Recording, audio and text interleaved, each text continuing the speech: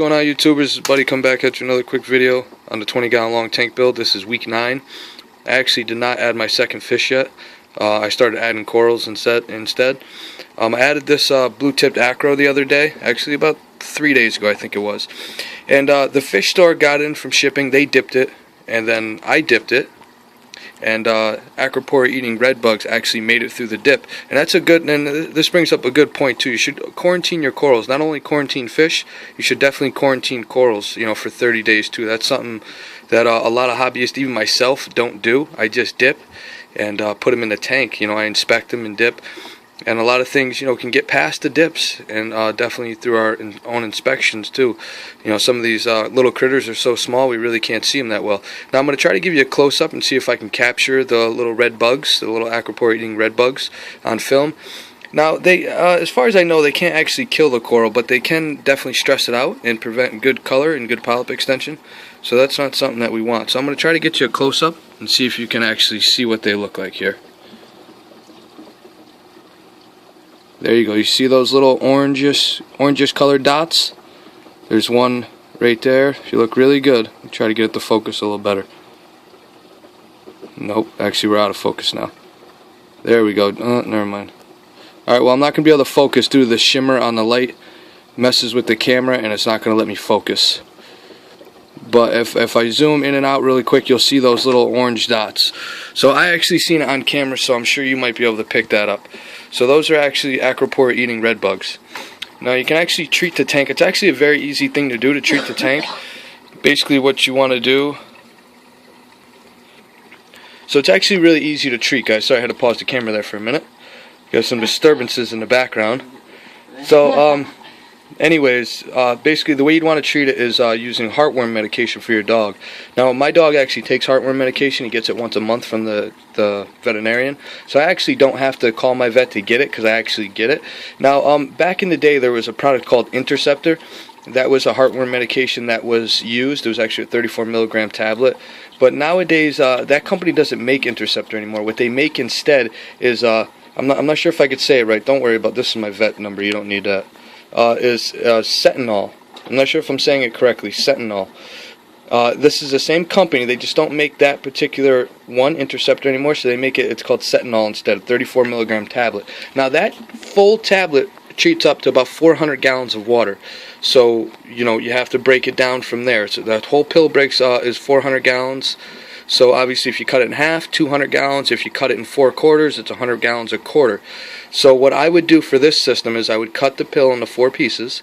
I would cut one of the 4 pieces, one of the quarters, I would cut that in half, and then take that half, because I would treat 50 gallons of water. I'm looking to treat 25 gallons of water.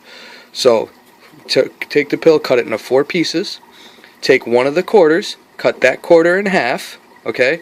So basically we're going to cut that quarter into 4 pieces now, okay? So you following me now? Take the pill, cut it into 4 pieces.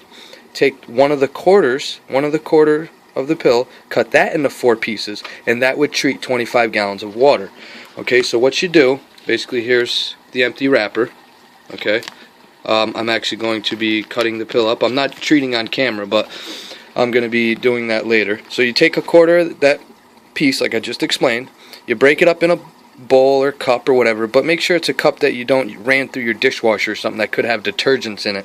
We don't want to use something like that. So you know, make sure it's a clean, you know, you rinsed it good with water or something really well, or one of your fish tank cups that you use to mix your food or something in, something like that. Break up the pill, crush it up into a fine powder, mix your tank water into it, or you can use RODI water if you want to dissolve it, whatever. I like to use tank water though to dissolve the pill.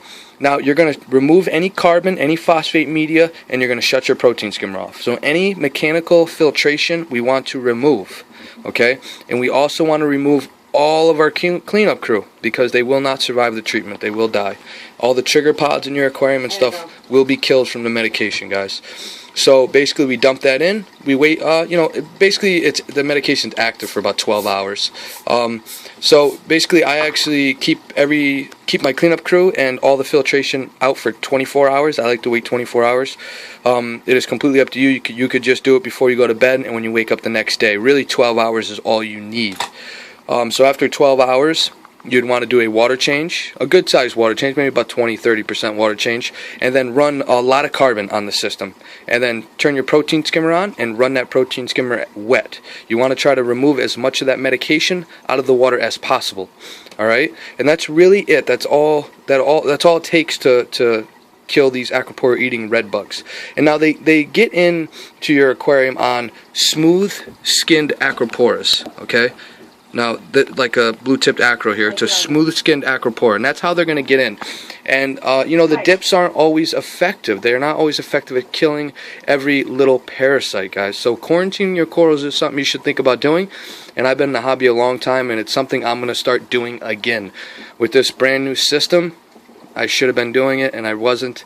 I was making the fish store dip it, and then when I got home, I dipped it, and I figured nothing's going to survive that. Well, sure enough, they did. I'm going to try to get you one more close-up before we end this video here. See if I can get it on camera for you. Maybe not, guys. Sorry if I can't get a close-up.